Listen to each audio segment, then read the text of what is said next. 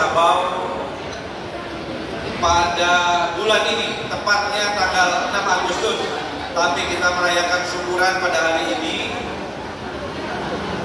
berusia 8 tahun. Ini adalah organisasi yang relatif baru, tetapi IKM sudah hadir di Indonesia, atau paguyuban-paguyuban, ikatan-ikatan keluarga, himpunan-himpunan keluarga Minang sudah puluhan tahun sudah hadir di Indonesia. Bahkan sebelum Indonesia merdeka pun sudah ada. Ya, dari zaman dulu Belanda pun sudah ada. Tetapi kita satukan organisasi-organisasi ini dari Aceh sampai Papua baru kurang lebih 8 tahun yang lalu, ya, supaya kita mempunyai rajutan dari Sabang sampai Merauke.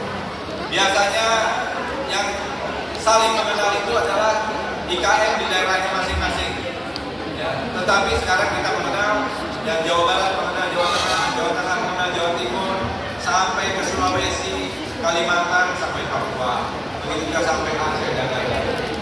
Jadi IKM ini gagasannya adalah bagaimana di era sekarang ini kita menjadikan networking, jejaring networking ini sangat penting. Dan kita tahu bahwa jumlah orang Minang yang berada di perantauan itu cukup banyak, lebih banyak dari jumlah orang Minang yang berada di Sumatera Barat. Ya, mungkin 2 kali 3 kali lipatnya, ya. Kita belum punya data statistik. Tapi perantau-perantau Minang alhamdulillah cukup tangguh dan banyak yang berhasil di berbagai bidang. Ada yang menjadi pejabat ini, seperti Pak Wamen ini, dan juga banyak yang lain. Nah, begitu juga ada yang di dunia profesional, ada yang di ASN, ada yang menjadi pengusaha, pedagang, sampai bidang-bidang yang kita tidak tahu begitu banyak. Jadi bapak-bapak dan ibu-ibu hadirin sekalian, IKM ini adalah wadah pemersatu para perantau Minang, dan tentu saja kita ingin IKM ini bermanfaat bagi warga perantau Minang yang ada di daerah masing-masing, bermanfaat bagi warga setempat juga. Saya ini sudah 8 tahun sejak IKM berdiri. Waktu itu kita lantik di DPR RI, waktu itu saya menjadi wakil ketua DPR RI, pelantikan pertama di gedung DPR RI di Nusantara 5 ketika itu. Sampai hari ini saya masih keliling daerah, pernah melantik di Aceh, di Jambi, sampai ke wilayah timur. Luar biasa antusiasme dari warga Minang, dari provinsi, kabupaten, hingga kecamatan. Karena di dalam ADART kita hingga kecamatan kita masih lantik. Mungkin nanti di dalam Munas yang akan datang, kecamatan itu bukan lagi urusannya DPP, tapi urusannya provinsi. Tapi karena ini masa pembentukan, jadi akhirnya kita juga harus menandatangani pembentukan sampai tingkat kecamatan. Luar biasa banyaknya.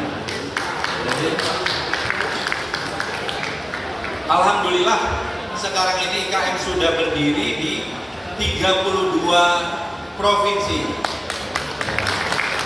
Sudah hadir di 32 provinsi dan juga di hampir sebagian besar kabupaten kota yang ada di Indonesia. Kita juga selalu aktif di dalam berbagai kegiatan-kegiatan sosial. Kita aktif di kegiatan-kegiatan di provinsi itu, kemudian di kabupaten yang ada. IKM diterima biasanya oleh seluruh jajaran pemerintah provinsi, kabupaten, kota, dan seterusnya. Di bawah pemerintahan baru ini kita ingin ekonominya bergerak dengan pertumbuhan yang tinggi.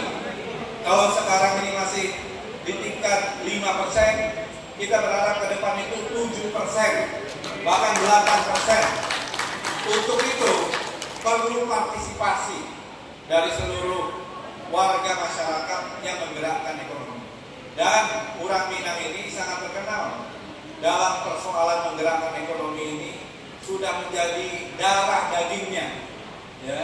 darah dagingnya di pasar, bahkan sampai ke kaki lima pun selalu bisa survive dan bisa naik kelas dari kelas ekonomi kecil ke menengah. Mudah-mudahan semakin banyak kelas menengah nanti dari kalangan warga Minang.